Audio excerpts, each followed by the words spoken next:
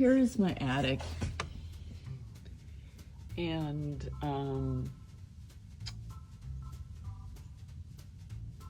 that's the thing. I'm gonna climb in this hole. That is the hole that everybody climbs in to get in my attic, except for the hole in the ceiling that is on the other side.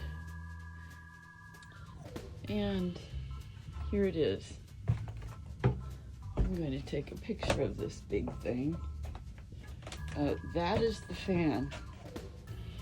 And see, they took it off its base. And this thing is,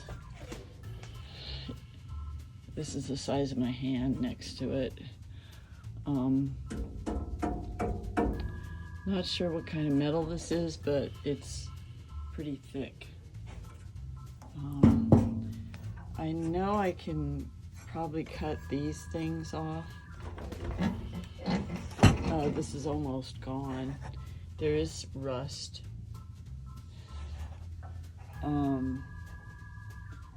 I tried to unscrew those. They're locked in place. They can't be unscrewed. At least I can't unscrew it. I've even tried some vice grips. And see, and I really want this thing out of here.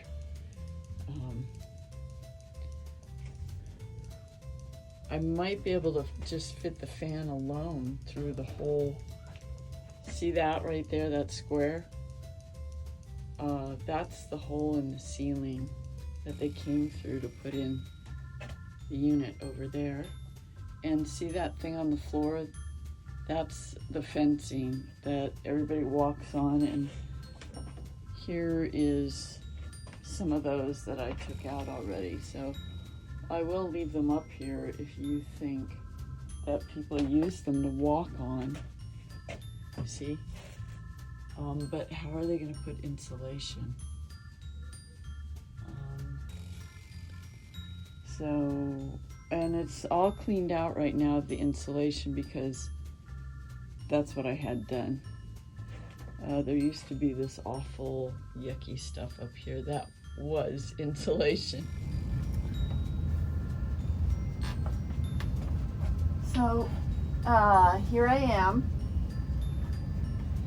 I'm up in the attic, and this is my latest project.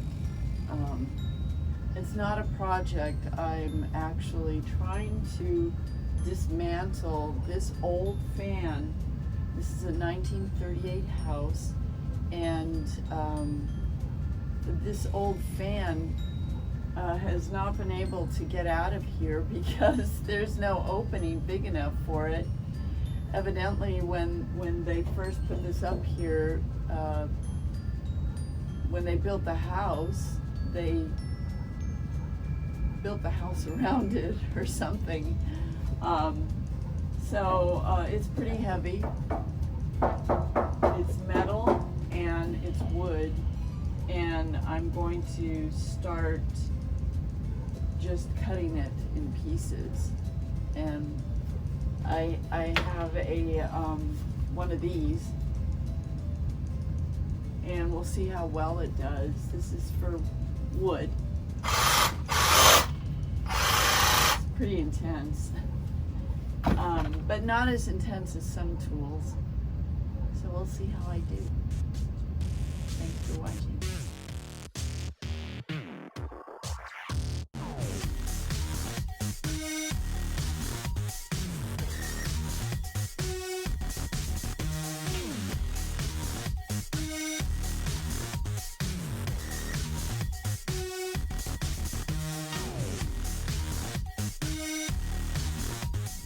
Well, so far we've accomplished something. I sawed through that end of it. I thought I'd take it in quarters. You know, the smaller parts the better. I sawed through this end but now what's holding it together is this pipe down there, see, with the shiny, where I've tried to saw it. And I decided to try using a pipe cutter. That might be the way to go on this. So that's my next step.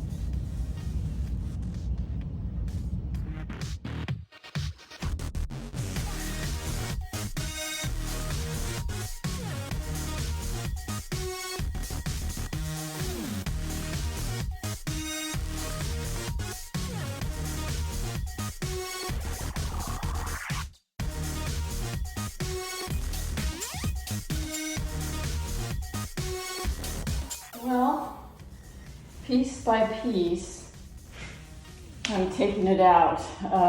This thing is super heavy. I would say this is about right here, maybe 10 pounds.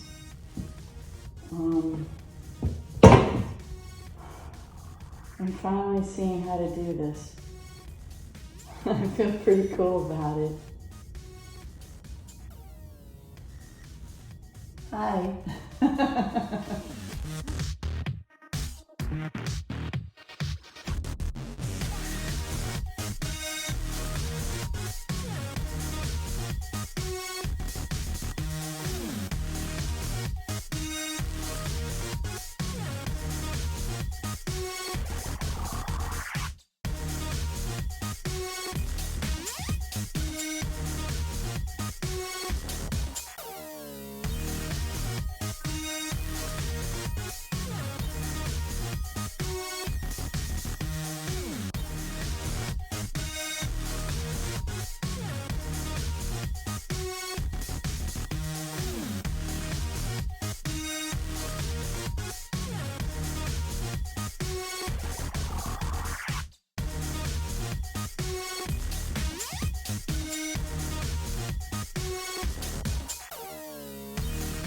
Well, we pulled apart the whole frame of the fan, and I was able, not we, me, I pulled apart the whole fan, and what's left is the fan, and also this huge motor. And when the guys come to insulate, I'm going to ask them if they could take those two. See that square? That is a big enough hole to fit both of those. And I'm not going to mess with it anymore. I think I did a pretty good job. And heading out the little hole this way.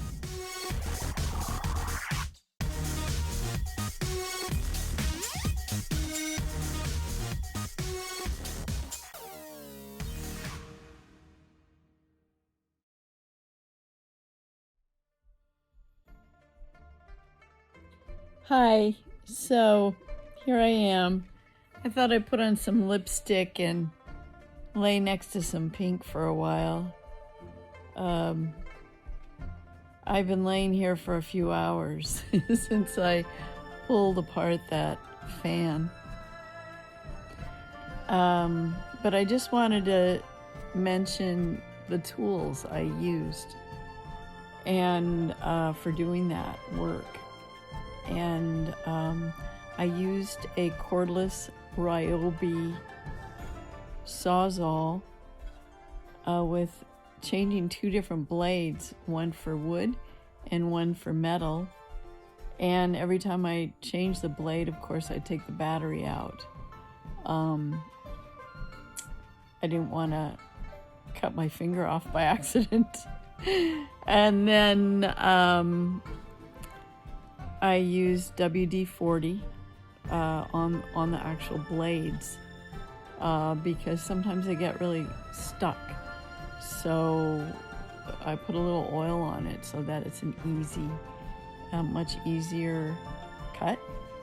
And then I also used a hacksaw, a really good hacksaw. It's a DeWalt for the end cut. And I used a pipe cutter, and that worked perfectly. I didn't think a pipe cutter would work, but it really did. And I think that's it. The Sawzall, a pipe cutter. I didn't wear gloves, and it was really hot out, but I seemed to be okay with sweating up a storm. But I've been laying here on a heating pad for the last couple hours, and that was hard work. And so thank you for watching. Enjoy.